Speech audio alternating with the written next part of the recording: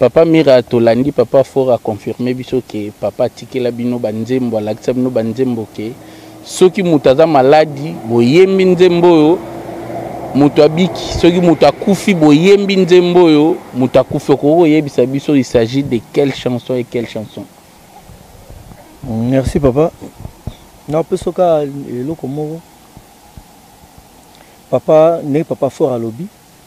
Papa yebisa biso yango. Que me mara ndeko na biso moko papa Martin pe asona masaki tika biso azaka malade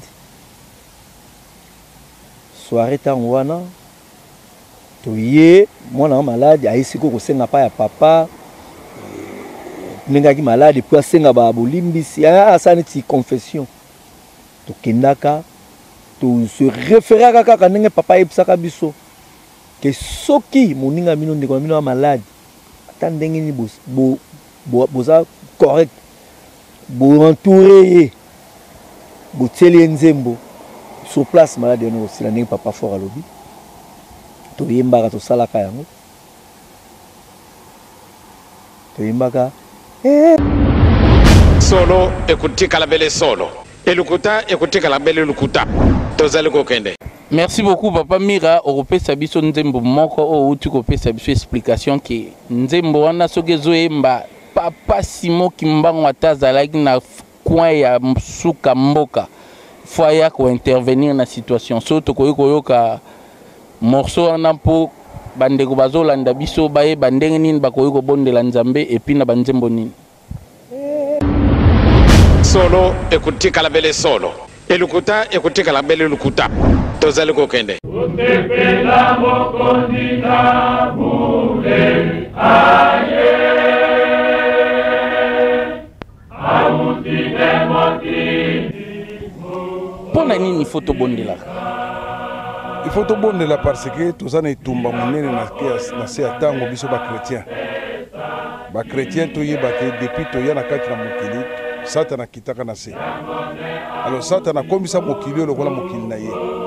Alors biso bato to landi nkolo Yesu. To kiti na se atango.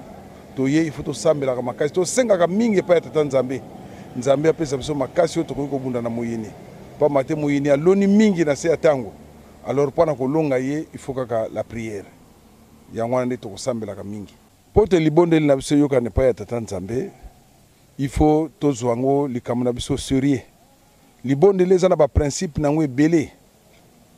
Ba koloba kaka atoke kosambela. Mais kosambela ezana ba disposition.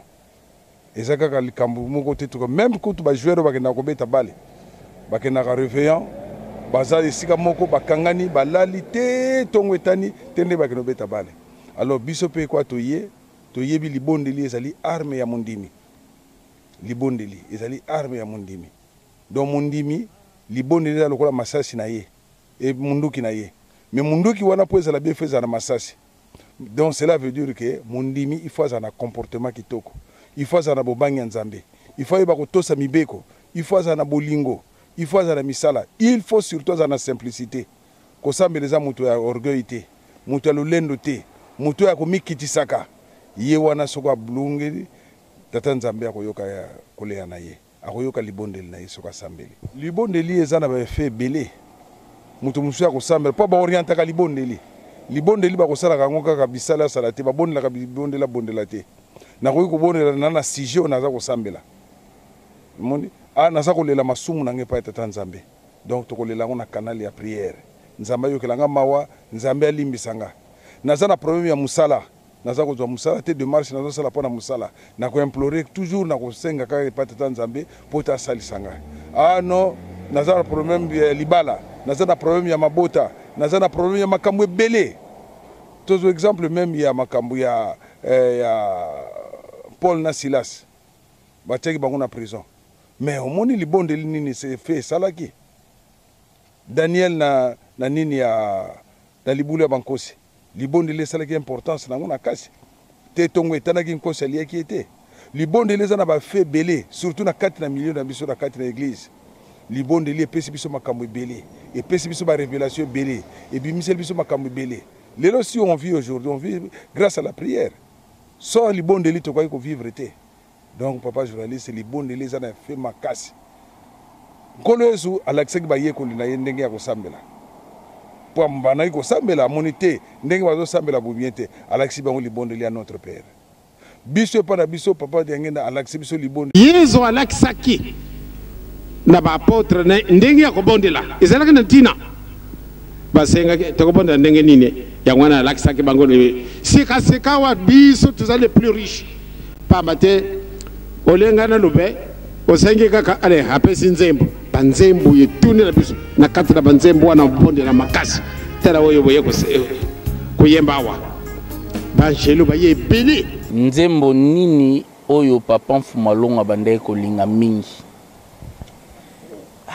côté papa Mfumalongo banzembo za ebele nde tokoki kotrier kaka parmi banzembo oyo alingaki oyo bana kopesa mawa mingi oyo soki tozoyemba ata azalaki na kanda ndenge nini ifa kita kaka ata akangelaki biso kanda modele ifa akika oblige kita po banzembo ye mwazo baka banzembo na bino heureusement banzembo na bino ata nazalaki na kanda funa kita kaka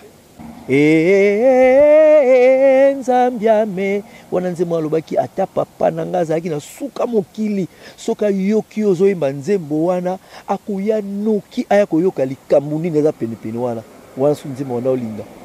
Merci beaucoup papa Mira okopesa biso nzembo moko o uti kopesa biso explication ke nzembo wana soki ezoyemba papa Simo Kimbangu ata azalaki na coin ya suka mboka foya ko intervenir na situation so to koyoka morceau wana po bandeko bazolanda biso baye bandenge nini bakoyiko bondela nzambe epi na banzembo nini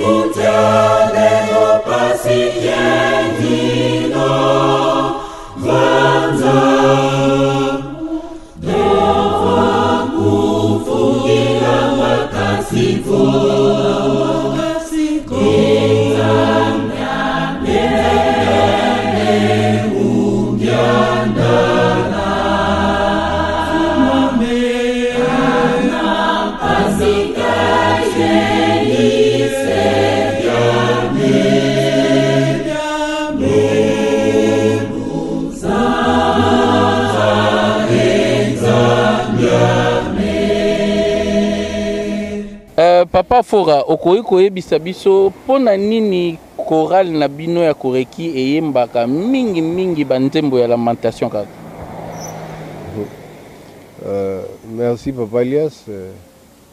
Bon, c'est peut-être par rapport à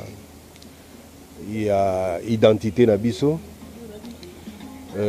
Biso morope explication boye les moins difficile dans le sens où côté retraite spirituelle, chorale et salami, mais la plupart des cantiques oyo ba inspiré na biso ba kaptaka. Il y a souvent banzembo isa lamentation, banzembo isa rosenga, ou iso bon de la nzambe, kolela, ainsi de suite. C'est par la force des choses ndé toyaki ko comprendre yango notre identité. Papa Mfumalongo abanda koloba na biso ke tozali libota ya Levi. So total la mukana ya Nzambe libota ya Levi ezalaki libota oyo na bana Israël ezalaki ya ba personne consacrée. Bango bazalaki kaka attaché na misala ya Tata Nzambe. Donc bango bako sala misala misusu te. Bango ba disposaki bango ka pona ba tâche ya Nzambe. Omoni à l'époque bana Israël ba otambola comment on appelait ça sanduko bazali komema le mot m'échappe hein? Donc sanduko bazali ko tambola lango izaki lokola temple quoi, temple moko bazali ko tambola on a bosani ka kombo terme échappé à l'époque. Alors bana Israël ne muto plutôt libota Levi ne muto zaki censé ko bongisa kuna ko sukola ko tia propriété na kati ya isika wana. Donc ba tâche ezaki particulier misala ya Nzambe bango pe balaki ba prêtre à l'époque. Donc ba tâche ezali particulier de Nzambe bango ba kosala. Alors ba dispensaki bango neti na ba travaux champêtres ba misala ya ba bilanga bani bango bala kosala te misala musu ba kosala te bango ba kosala ka misala ya Nzambe. Omoni. Donc à tel enseigne même les fouti na bango ezali ko uta na 10% oyo nyonso bato ba ko pesa likabo pa Tata Nzambe. So bato ba pesi don tout ça ne ba ko kabela Tata Nzambe bato ba pesa ba mbongo ba pesa biloko ba donc bomengo ba or ba diamant tout ça bango ba nai ko longola bango 10%.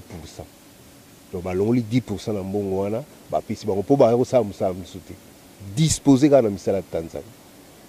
Alors so talipe koreki ndenge yango esalamelaki na ndenge to saleli pa pembe na Papa Mfumalongo omona ke tozalaki très attaché na misala ya Lingomba. To lemso to kotika Kinshasa to ge ovanda neti na poto si sa temple Nkamba to ge ovanda 3 mois bana classe pe ba laki me batiki ba classe bata misala pe batiki misala ba ke ovanda Nkamba pendant 3 mois poto si sa temple Nkamba. Omoni donc papa identifié ki biso lokola libota Levi. Ndenge libota Levi yaki très consacré na misala Nzambe ndenge pe korana na biso yango ezalaki. Yango na ba ala obenga biso bongo bino boza libeta Levi. Alors banzembo na biso lamentation kosenga na Nzambe kolela wana vraiment c'est une particularité. Tozoko na biso pe banzembo ya esengo ya louange mais en tout cas à 80 je dirais à 90% banzembo na biso ezaka lamentation kosenga kolela ainsi de suite. C'est créé on a pas mfolo ngam tayebi yango et yepe kam tayebi c'est biso ki a identifier biso na libota ya Levi ni totanga mukanda Nzambe. Voilà si je peux répondre. Merci beaucoup Papa Fora. Eza na nzembo moko Papa Mfumalongo la saki bino alobaki na bino à chaque fois boko kende boko bima libanda boza na problème cancer ou bien prestation mo quelque part avant toute chose il faut boyer mbaka nzembo wana ezalaki nzembo nini et puis pona nini kaka papa pesaki nzembo wana. Merci Papa Elias. Bon omoni à un certain moment à l'époque to bandai ko zwa ba invitation mingi ya libanda omona tamso ba invité chorale to kinimba concert moko to yemba na bandeko ya ba église mususu ainsi de suite to ko bima na ba salle ya ba salle nyonso ba spectacle ya kina Kinshasa to yemba na ba Palladium to yemba na ba salle de zoo to yemba na ba Cultrana plutôt wana na 24 novembre salle wana bosani komona donc ba salle ebele to yemba na campus na toyimba na Notre-Dame toyimba bisiki belé ba concert ba ko invité biso kuna omona to kende ko kutana na ba chorale ya ba confession mususu Alors photo toyemba des fois tam suku to compétir, c'est-à-dire compétitionner dans Notre-Dame. Ils arrivent à la compétition, c'est-à-dire il faut pas primer balo banani aimbi malamu koral ni bimi liboso ni bimi balé ainsi de suite.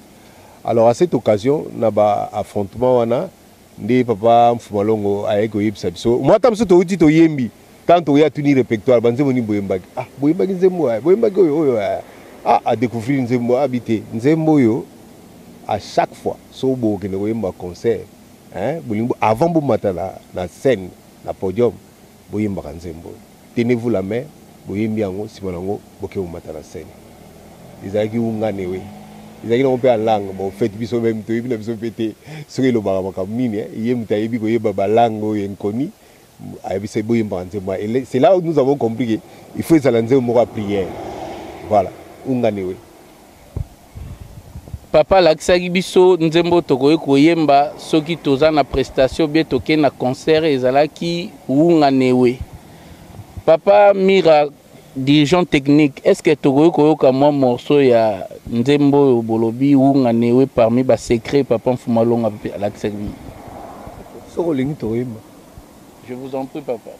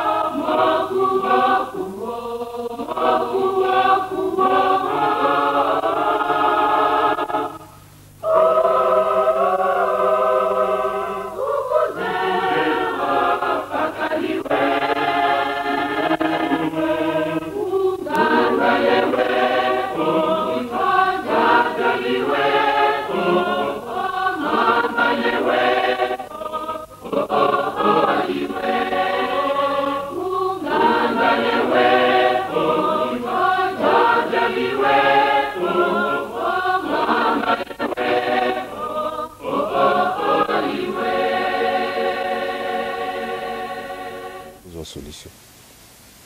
Et d'ailleurs, ils ont même demandé au Mfumalongo avec la so oyo, so iboza correct. Hein? Ça dit que boza correct. Bo tambola. Katina mibeko. Attendez qu'on a bien dans la maladie en déni so bo yembi on ka payer maladie na esili. C'est-à-dire que banzemo la biso, ils sont capables de faire ça solution dans les problèmes spirituels à Batou et voire même sanitaire. Donc c'est ça, c'est normal. Et puis, n'oubliez pas, papa Elias, que mon église qui m'ongise, ce ne sont pas des cantiques composés. Moutazubi qui n'a fait ité à Bando comme non. Ce sont des cantiques inspirés. Ça dit que ils ont un bateau, un capteur, bateau, ils ont dit que Ayoka Mingongo avance. ba ko yemba ya yoki a capter ne ya pesi biso biso ko makaba nzembo te ke ozubiki na fe yo bandi ko composer hein inspiration ya nzoto na yo te ya biso ils ont vraiment inspiration divine muto a capter et aye à l'axibino a ko capter ngwa zu ba voix tam so zu ba 4 voix ba inspirer le roi ba pa manzorani par exemple ba yi so azo nzembo azo mona pe ba ola xipi vision a mona pe manifestation spirituelle aux ça matango azo nzembo vous comprenez donc banzembo na biso ezali vraiment thérapeutique en sakanati ça dit go na préoccupation concentration yo moko na ndako obandi ko yemba ozupe solution d'ailleurs to bimisaka album na biso iki ekole que l'album wana tanto bimisaka to expliquer na bato banzembo ezaki na kati to expliquer ki bato ke nzembo ekolo baboye na boye so za problème yo moko na kata ndako continue na chambre fukami obandi osambela na suka nango faut réponse faut résultat donc banzembo na biso ezali pena solution ba problème ya bato ezala ya molimo ezala ya nzoto. Papa Mira tolandi papa fort a confirmé biso que papa tikela bino banzembo alakisa bino banzembo ke soki mutaza maladi boyembi nzembo yo mutu abiki soki mutu akufi boyembi nzembo yo mutu akufi ko yebisa biso il s'agit de quelle chanson et quelle chanson. Merci papa. Na pesoka eloko moko. Papa ne papa fort à lobby. Papa yebisa biso yango. Que même rende qu'on a biso moko papa Martin pe à son âme ça kitika biso. Azaka malade. Soirée tangwana. Toye mwana malade aisiko ko senga pa ya papa. Nengaki malade puis senga ba bolimbisi asani ti confession. To kendaka to se référer kaka nenge papa ebisaka biso. Que soki moninga mino ndeko mino malade. Atandenge ni boza correct. Bo entouré. Bo teli nzembo. Sur place malade no aussi la nenge papa fort à lobby. To yembaka to salaka yango. To yembaka donc Vuluzi. Papa ba nzembo na bino nzembo wana soki boyembi yango ndeko na bino akobika. Donc Vuluzi okia mokuti sanga mumbi za satana kingange ise biame vuvu ibudanga ngeye kutagisa mopa siza meza zo wiza wangyandala mwela mewavu vama donc Vuluzi mokia mokuti sanga mumbi za satana kingange ise biame vuvu ibudanga ngeye kutagisa mopa siza meza zo wiza wangyandala mwela mewavu vama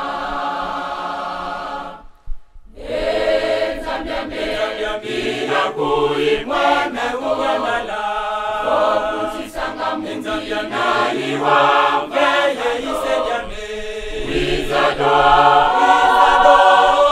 Wangyandala Basi fumu ya sikila munge Fumane ungyandala Wizado Wangyandala Basi fumu ya sikila munge Bila kui mweme uwamala Wakutisanga mwendia na iwa Veye ise jame Wizado Wangyandala Basi fumu ya sikila munge Fumane ungyandala Wizado Wangyandala Basi fumu ya sikila munge Bila kui mweme ungyandala Wakutisanga mwendia na iwa Veye ise jame Wizado Wangyandala Basi fumu ya sikila munge Fumane ungyandala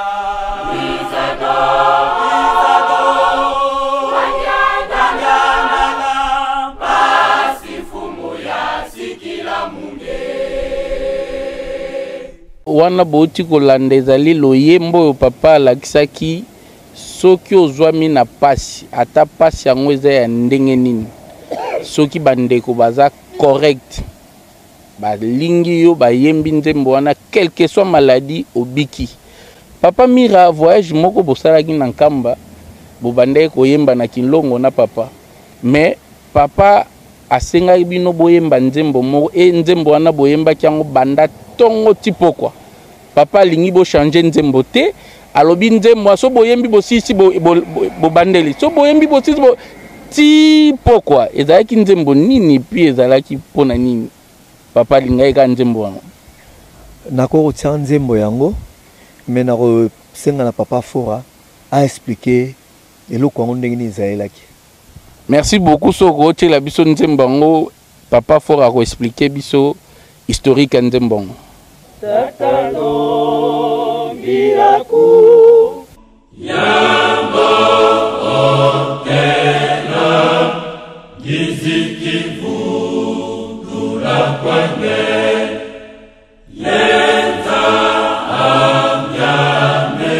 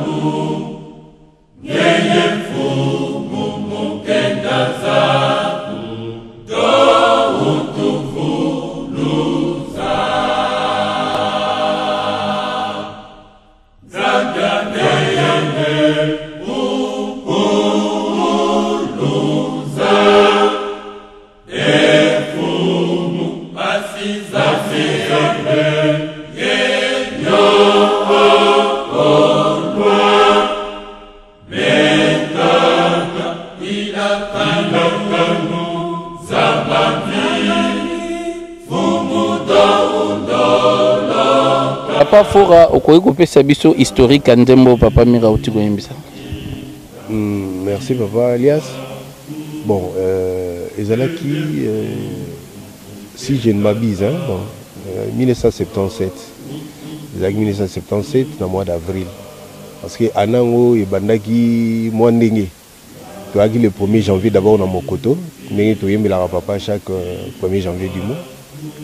Toyembela papa pour Malongo.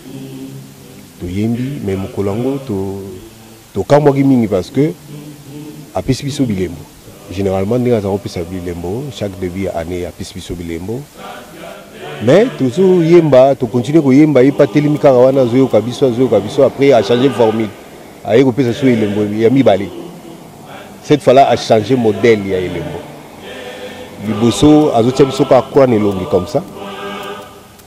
Tant que yimba la mibale akomo tombola loboko soka tombo loboko aye apesi tombo loboko papa ya peseli to continue koyemba tozoyembaka na ambiance wana mbala moko tomoni aye lisusu mpona troisième tofukami achange formule cette fois là soki abwaki soi na loboko na ye comme ça atie loboko après atie elemo donc le 1er janvier wana 77 tozwaka 3 bilemo ya modèle na modèle.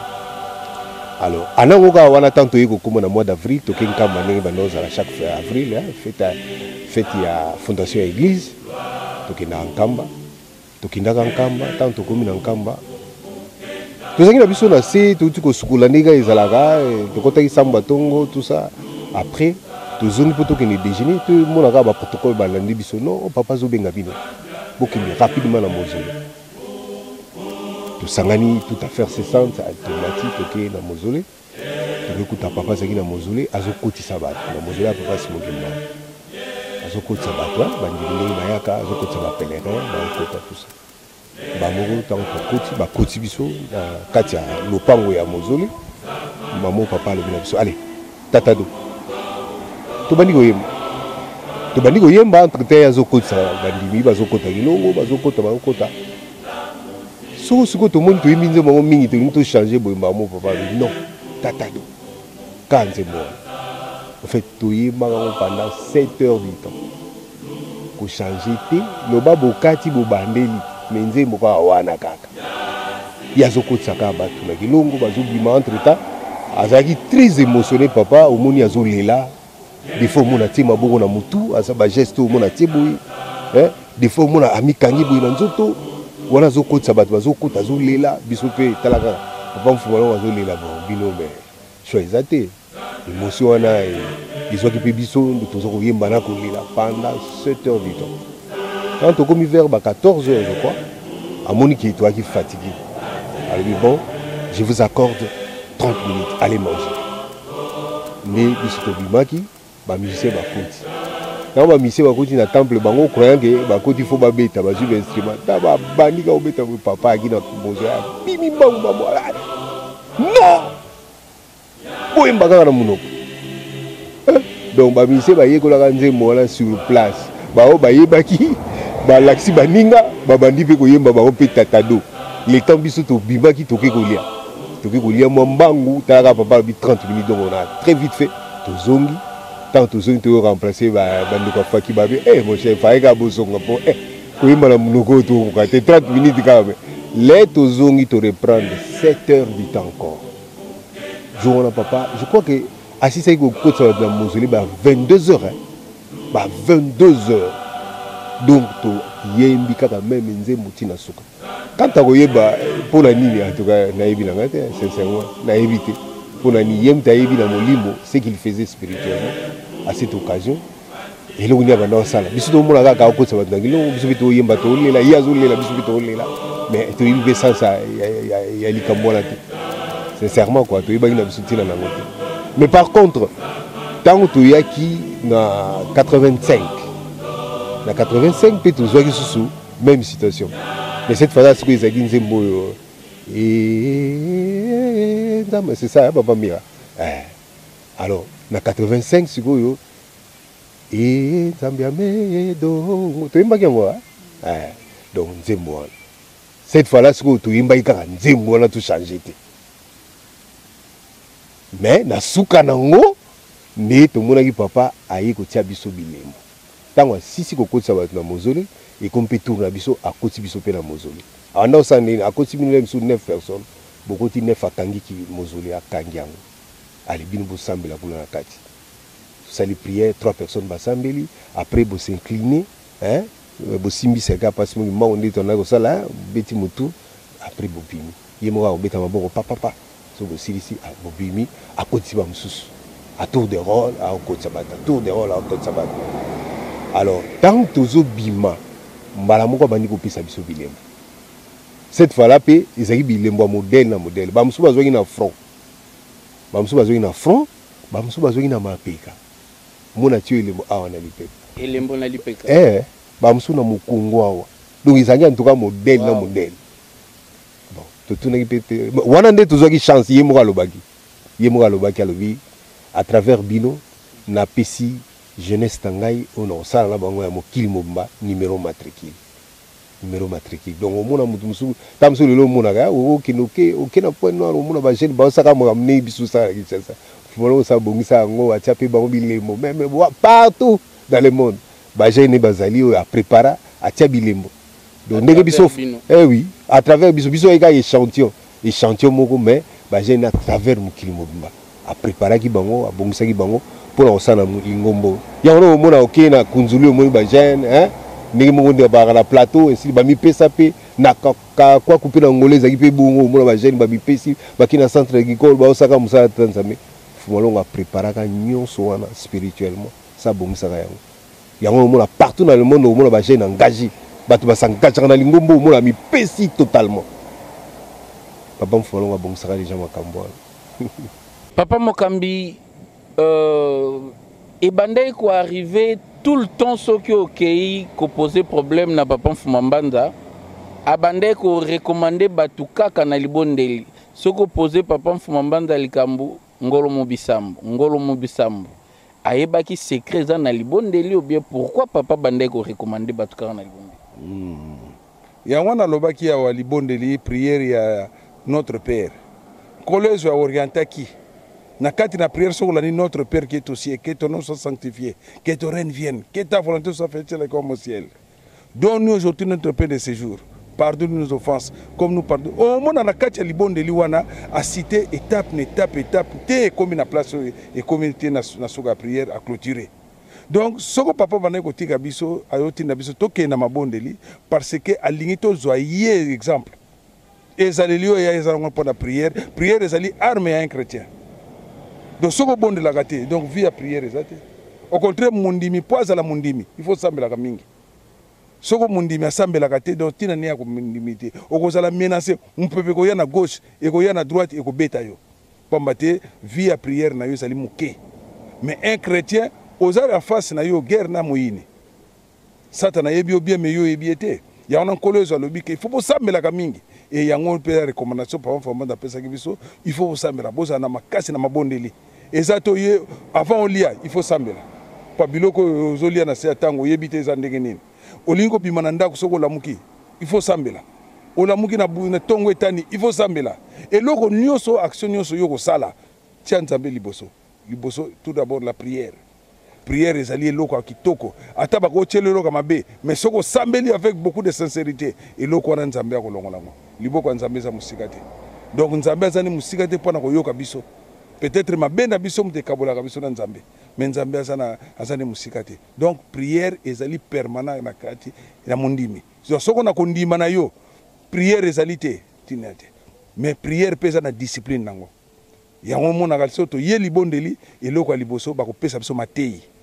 Matei e kotalisa biso na likamo tozana ngo posa to 5 pa nzambe tala to sala ka boita to sa et to ko sala confession to ko tubela so to tubeli to tikali polele sincère to tubeli no sala confession mo sincère et tant to ko bonde na libondeli e bana tango to ko yeba ke nzambe ko yoka biso mais soki to sala makamba kaka biso ba to yema bondeli to yoka na kate biso ba to yema bondeli to linga na kate to loba na kate biso ba to mabondeli to witi ko sala biso ko meli basanga witi ko kene ko tambola na basi o witi soko na mibali soko wapi oye o na yeko la veiller donc et puis lero ye na libondeli tango ba lobi veiller de prière oye pas to la te musala ya prière leki même musala ya bilanga na makasi lelo ko sala bilango lobi na lembi lobi na koya mais prière soko to bandi yango soko nan to silicité to la te pas to yebi l'heure to bandaka to bandi boye to ko suksa na l'heure boye donc to za toujours ko veiller to za ko belela nzambe pote nzamba yo kala biso mawa to za batuna se atango moi to za na makambo belé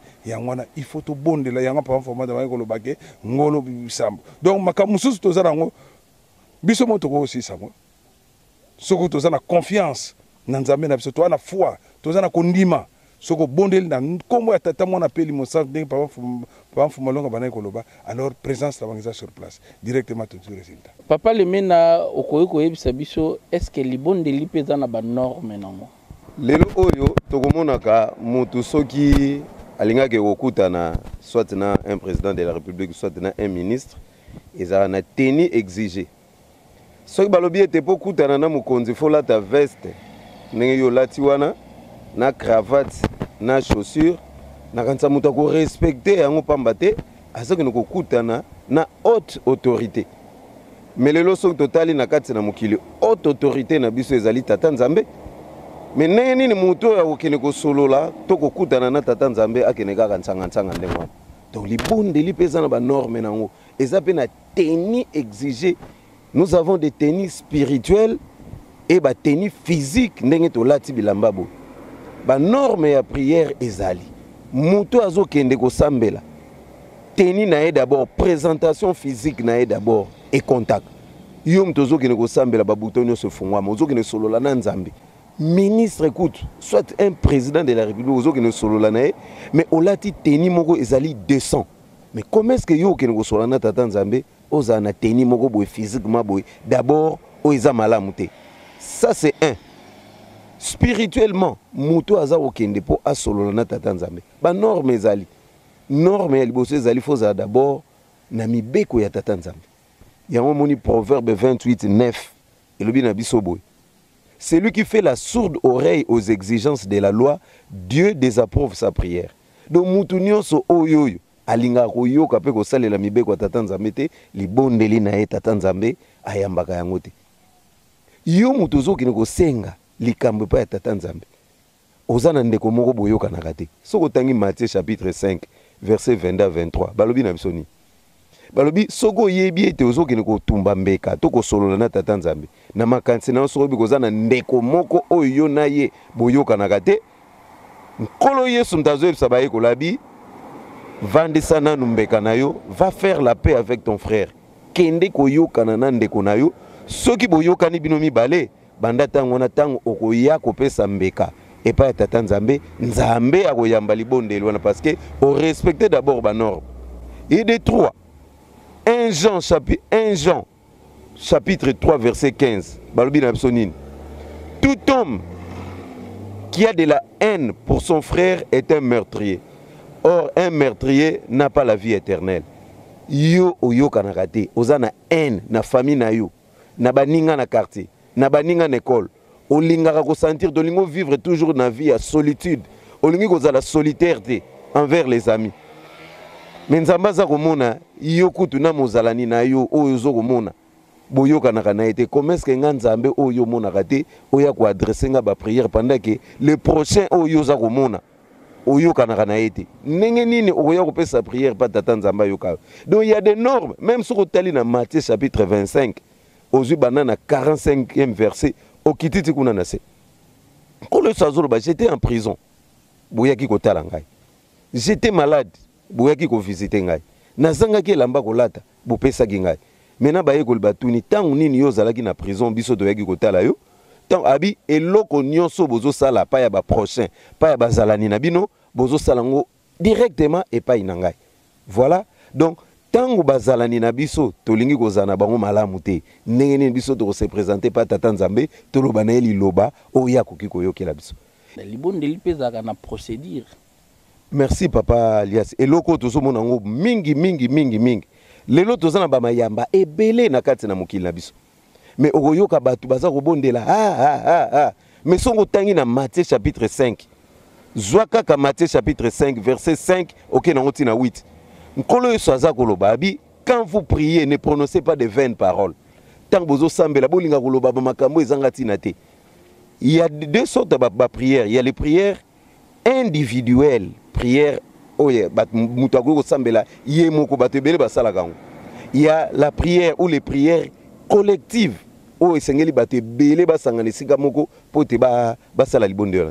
La prière individuelle eza na ndenge nango, prière collective pe eza na ndenge nango.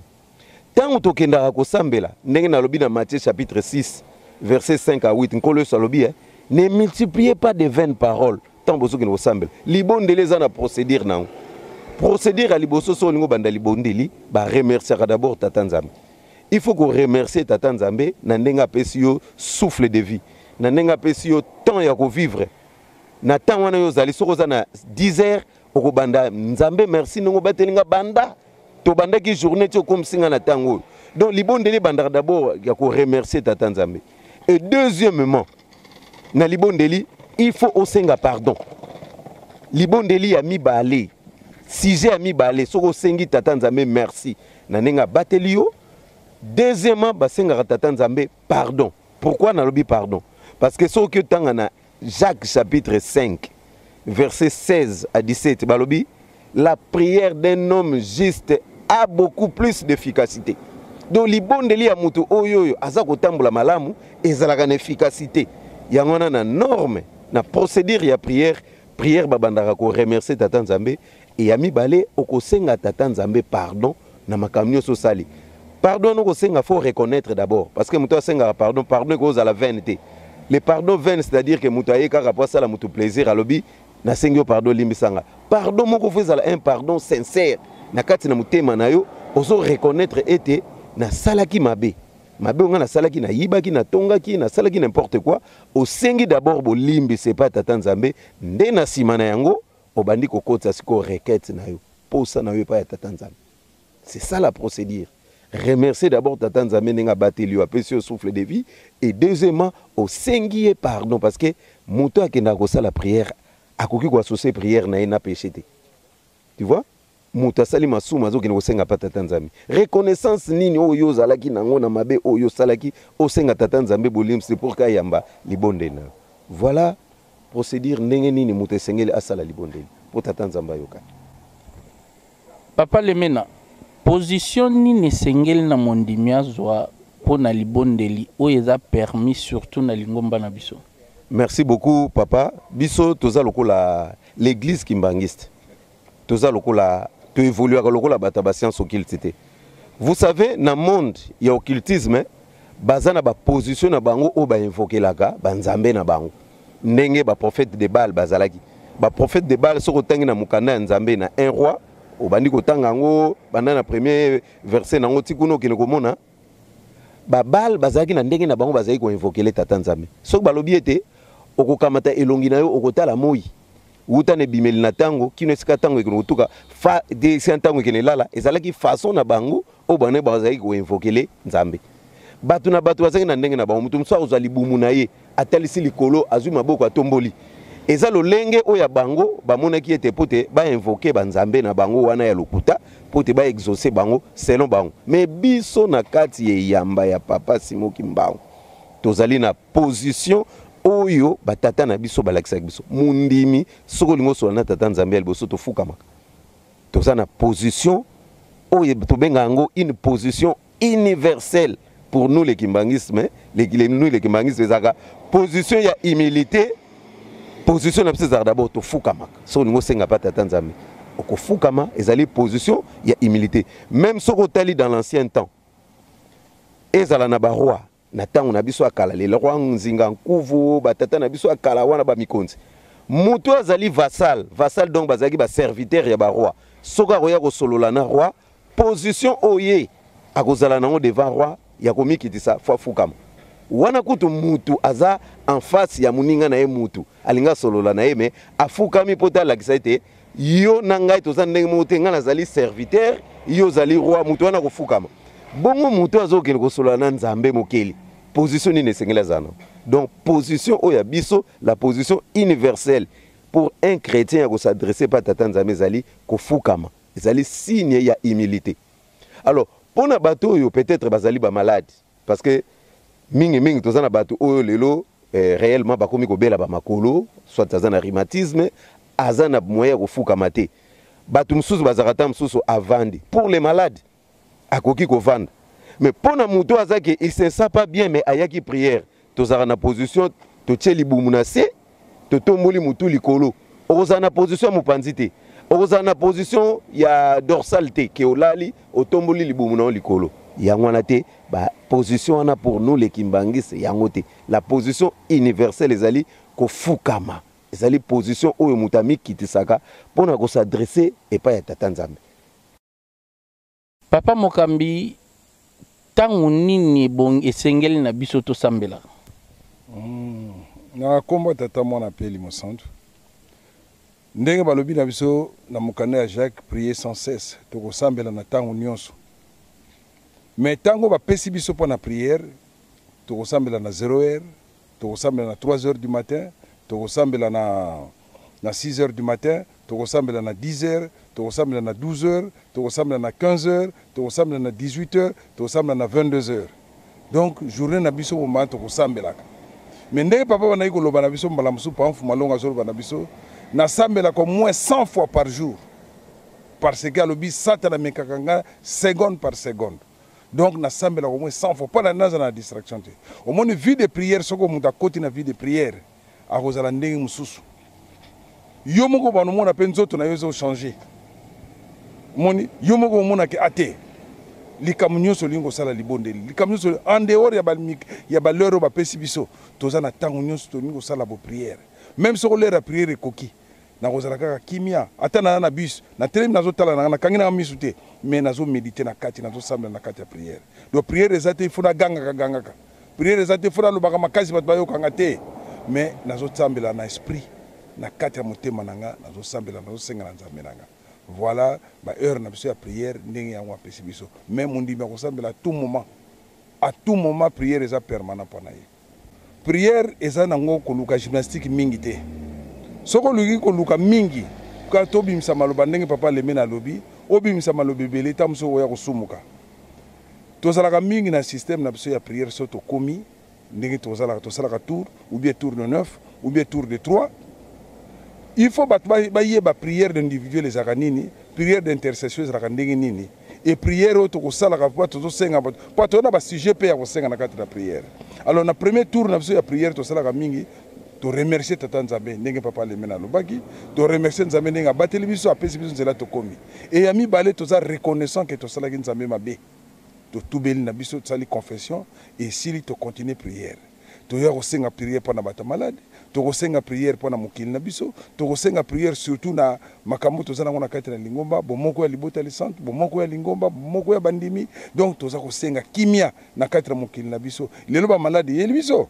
Lelo tozoganga. Oui togozo bakisi, mais soka intervention ya Nzambe ezalite. Il faut to bela te pa tata Nzambe, Nzambe mutu azali mokonzi, yem ta kotia liboko na ye pe kimia yeli biso. Donc na prière tokoluka na biso midi à 14h te.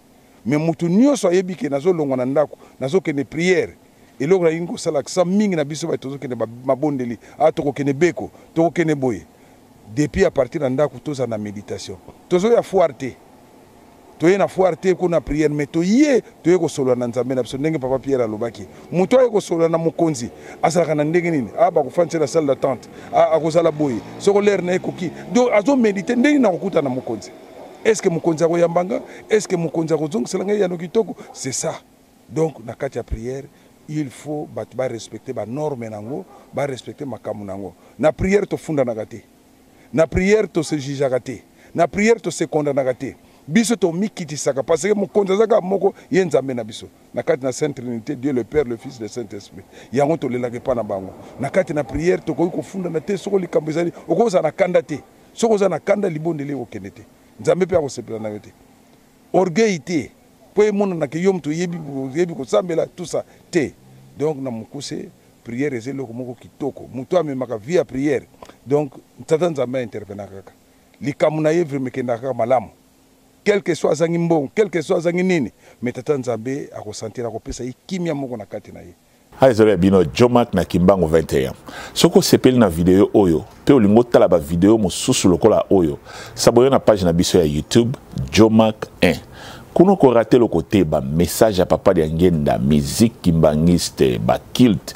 Makambo ndenge na ndenge oyo ko lendi sa kondima na yo, s'abonner na page na biso ya YouTube. Kuna en tout cas oko sepela oko mona makambo mususu nano monate parce que biso a to na système ya vérité pour les sans tricage. Kimbangu 21, Kimbangu 21 is number 1. Vous êtes bien sur Kimbangu 21. Kimbangu 21 is the best. Kimbangu 21 is number 1. Kimbangu 21 ndio mambo. Vous êtes sur Kimbangu 21 number 1.